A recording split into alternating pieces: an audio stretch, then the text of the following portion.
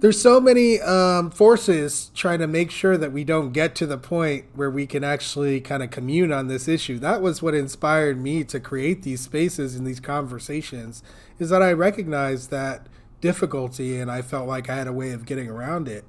And I Right. still feel that way, and I'm going to continue moving in that direction.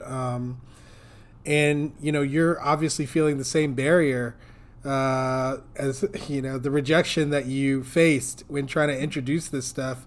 I'd like to actually dig into that a little bit. We kind of glossed over it, but I feel like it's really important for people to understand the powers that we actually have to confront in order to bring about a more less racially toxic environment. Because these forces are powerful, and for most people, it goes back to what we were saying. It's largely invisible. There's no, there's no evil overlord, right, who we can point Right. to and say this is the one. Yet the power is at the scale of a natural disaster. So I like to make sure that we get some details from people who have faced it. And it sounds like you have kind of come face to face a little bit with some of that backlash. So would you describe some for us?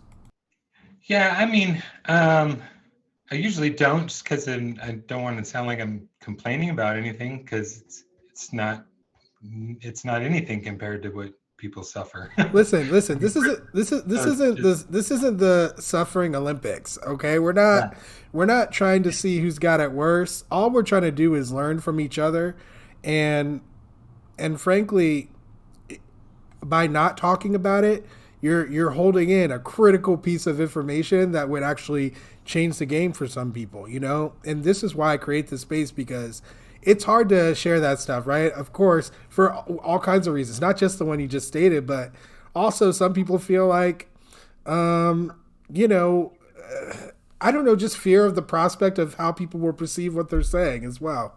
right, right. But I want you to feel free, man, to share, because that's what we need. So if you're willing, please. Oh yeah. So I mean, like I said the earlier, probably the first things were just online, right? Well, and some of them were people that I thought were friends, that I communicated in other ways than just publicly on social media, um, and places where, like I said, I had um, blog posts that I'd written published on their site as well, and in some of the cases it was the the PCA, Presbyterian Church in America. I don't know if you're familiar with them, but they were writing a report, and the interim report came out early, and it was on racial reconciliation, and it was like pretty good. I thought it was nothing, you know, nothing earth shattering. It wasn't great, but it was good, right? Pretty good. And so I was supporting that. And then it was surprising to have people coming into to my DMs on Twitter like it was the worst thing that was ever created. Like, if you believe this, then that means you're going to, what, are you going to support reparations next? Or, and it's like, well, yeah, kind of already do. Like, um, and then you know blocks come, getting blocked, getting scrubbed from blog sites. It was interesting too, like in my own church at the time, it was surprising, like starting to see how, I mean, there was people you'd have conversation with in church afterwards where something touched upon race, and you'd point out like, well, saying that we're all of one blood doesn't like rule out racism. Like, lots of slave owners believed that, right? There was a lot of other different explanations for why there was, and then bring up slave owners, then you get to hear about how, well, most slave owners were really good, and right, and their slaves were happy, and they were worse off after, when slavery was over anyhow.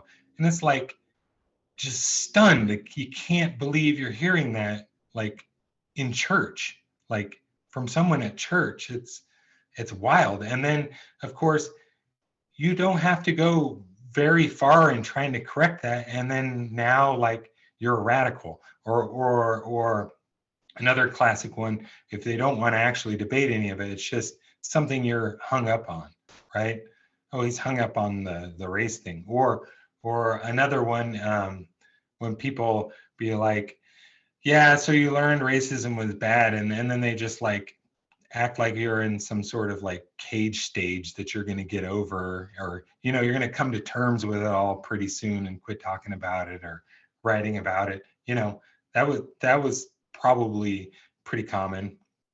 And then, of course, just like I mentioned earlier, specific people that you know contradict their racism, call it out for what it is publicly, then would call my church, right? Get me in trouble for those things. I mean, even if they were like absolutely true, like, but it's still like, that's not, that's divisive. That's not. So it was clear that there were certain topics, and racism being one of them, that you know shouldn't take all that seriously. Definitely don't talk about it, and definitely don't be specific when it comes to people promoting it, right? Now, did people actually tell you that directly, or was that just the undertone, or what was actually said to you or done? That okay, so you can't call someone like a racist or a white supremacist, right? Unless they, say something like they hate black people or they are a white supremacist. Then So you they have just to can't. they have to self-identify Yeah. for you to be able That, to identify. but see, then you're slandering them, right? So then I'm in trouble and I need to repent, right?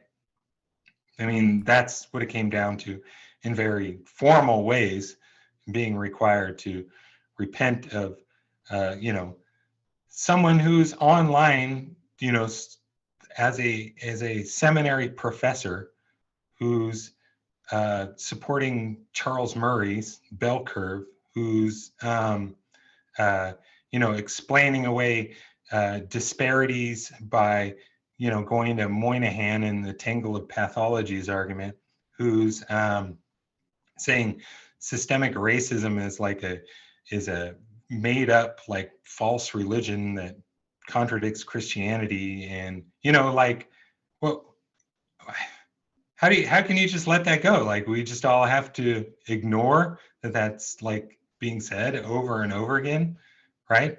I don't think I you're mean, supposed to ignore it. I think you're supposed to internalize it, right? Just same way they've been asking people to internalize other fictions, right? right. Yeah.